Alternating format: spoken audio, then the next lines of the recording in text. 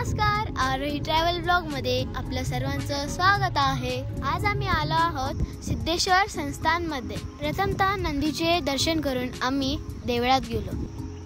मी, माझी आई, माझी आजी, माझी पणजी आणि पणजीची मैत्री आम्ही सर्वजण इथे आलतो। आणि हां, मी तर विसरलेच, माझे वडील पण। चला जाऊया आता दर्शन करायला।